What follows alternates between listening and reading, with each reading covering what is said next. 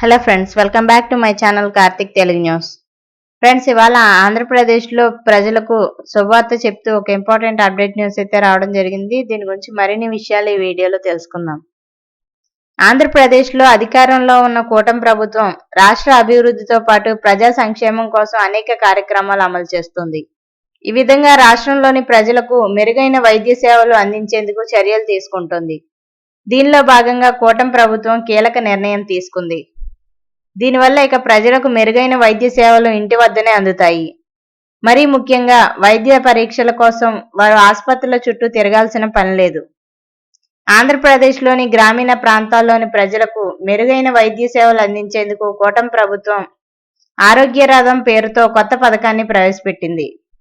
ఈ వాహనాల ద్వారా 47 రకాల వైద్య పరీక్షలు చేయడంతో పాటు రోగుల ఆరోగ్య వివరాలను ఎలక్ట్రానిక్ హెల్త్ రికార్డుల్లో నమోదు చేస్తారు. ముఖ్యమంత్రి ఆమోదం పొందిన వెంటనే ఈ సేవలు అందుబాటులోకి వస్తాయి.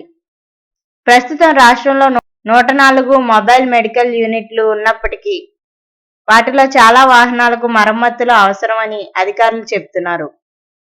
పైగా ఈ వాహనాలు నెలకు 2 సార్లు మాత్రమే గ్రామాలకు వెళ్లడం వల్ల అందరికీ వైద్య సేవలు అందడం లేదు. ఈ నేపథ్యంలో ఆరోగ్య రథం ద్వారా వైద్య బృందంతో పాటు ల్యాబ్ టెక్నీషియన్లు కూడా పంపి నమూనాలను సేకరించి అవసరమైన వైద్య పరీక్షలు నిర్వహించి ఫలితాలను రోగులకు చేరవేసేందుకు చర్యలు తీసుకుంటున్నారు.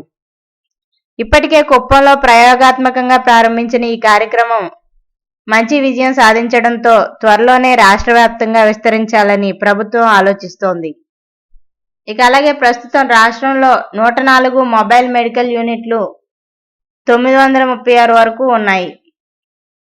అయితే వీటిలో 23 వాహనాలకు పెద్ద మరమ్మతులు, 913 వాహనాలకు చిన్న మరమ్మతులు చేయాల్సి ఉందని అధికారులు వెల్లడించారు. దీనివల్ల వైద్య సేవలు అందరికీ సరిగ్గా అందడం లేదని, కొన్నిసార్లు ప్రజలు వైద్యం కోసం ఆసుపత్రులకు వెళ్లాల్సి వస్తుందని అన్నారు. ఈ సమస్యను అధిగమించడానికి ఆరోగ్య రథాన్ని ప్రవేశపెట్టారు. ఆరోగ్య రథంలో వైద్యులతో పాటు ల్యాబ్ టెక్నీషియన్లు కూడా ఉంటారు. వారు గ్రామాల్లోనే రోగుల నుంచి నమూనాలను సేకరిస్తారు. ఆ తర్వాత ఈ నమూనాలను ప్రాథమిక ఆరోగ్య కేంద్రాలు, కమ్యూనిటీ ఆరోగ్య కేంద్రాల్లో పరీక్షించి ఫలితాలను రోగులకు తెలియజేస్తారు. దీనివల్ల గ్రామీణ ప్రజలకు వైద్య సేవలు మరింత సులభంగా అందుబాటులోకి వస్తాయి. కుప్పంలో సెప్టెంబర్ 1 నుంచి ఈ కార్యక్రమాన్ని ప్రయోగాత్మకంగా ప్రారంభించారు. అక్కడ ఇది మంచి ఫలితాలు ఇవ్వడంతో త్వరలోనే దీనిని రాష్ట్రం అంతటా విస్తరించాలని ప్రభుత్వం ఆలోచిస్తోంది.